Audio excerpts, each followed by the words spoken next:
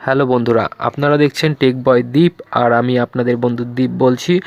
অবশ্যই চ্যানেলে নতুন হয়ে থাকলে চ্যানেলটি সাবস্ক্রাইব করে রাখবেন। আজকে আমি দেখাবো আপনারা কিভাবে গুগল ক্লাসরুম ব্যবহার করবেন।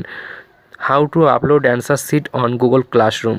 কীভাবে ব্যবহার করবেন আপনি গুগল ক্লাসরুম। তো চলুন কিভাবে আপনি গুগল ক্লাসরুম থেকে কোশ্চেন পেপার ডাউনলোড করবেন। তো গুগল ক্লাসরুমে যাবেন। গুগল ক্লাসরুমে গিয়ে এখানে দেখবেন যে ঠিক টাইমে এখানে আপনাকে পিডিএফ করে কোশ্চেন পেপারটি দিয়ে দেবে, সেটি ওপেন করবেন। ওপেন করে দেখুন এই যে কোশ্চেন পেপারটি দেখতে পাচ্ছেন। এখান থেকে কোশ্চেন পেপার দেখে আপনি খাতায় নাম, রোল নাম্বার, সেকশন দিয়ে সেটি লিখে নেবেন।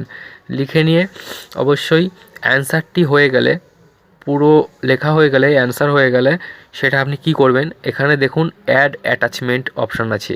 এই অ্যাড অ্যাটাচমেন্ট অপশানে ক্লিক করবেন এবং টেক ফটোতে ক্লিক করবেন। টেক ফটোতে ক্লিক করে দেখুন এইভাবে আপনি ফটো তুলে নেবেন। আপনার অ্যান্সার শিট যে কাগজটি আছে সেটি থেকে আপনি এইভাবে ফটো তুলে নেবেন। এইভাবে আপনি ফটো তুলে নেবেন।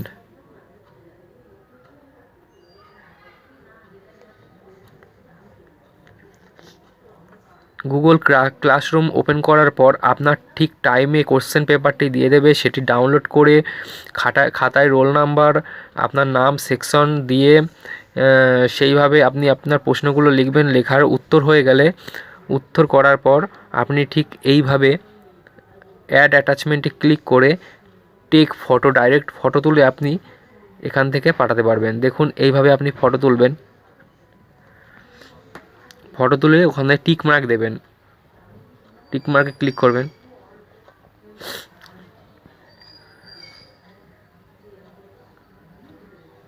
এইভাবে ক্লিক করে আপনি আপনার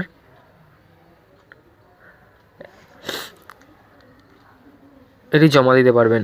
তো অবশ্যই এইভাবে করবেন। তো আপনি যদি চাইলে পিডিএফ করেও পাঠাতে পারেন। তো এইভাবে পাঠালেও কোনো অসুবিধা হবে না, পিডিএফ করা লাগবে না। তো এইভাবে পিডিএফের মাধ্যমেই চলে যাবে। তো যদি ধরুন আরেকটা পেপার আছে, তো একটা পেপার একটা পিডিএফই করবেন। আরেকটা পেপার করতে চাইলে অ্যাড অ্যাটাচমেন্টে ক্লিক করে আবার একটি ফটো তুলবেন।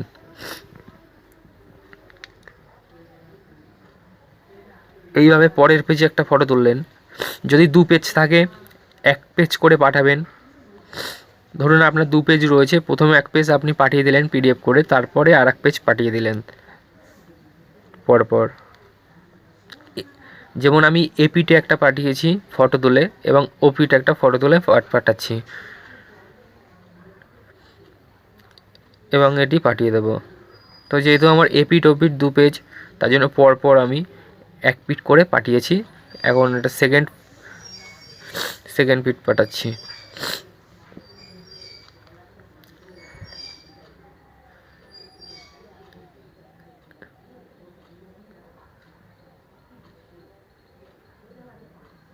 দেখুন দুটো পাঠিয়েছি, 2 পেজ। যেহেতু এটা ম্যাথামেটিক্সের কোশ্চেন পেপার, তো এটি অ্যান্সার করে অ্যান্সার শিট পাঠানো হয়েছে এবং টার্ন ইনে ক্লিক করবে। টার্ন ইনে ক্লিক করার পর এই যে দেখুন এখানে টার্ন ইন অপশান রয়েছে, টার্ন ইনে ক্লিক করে দেবেন।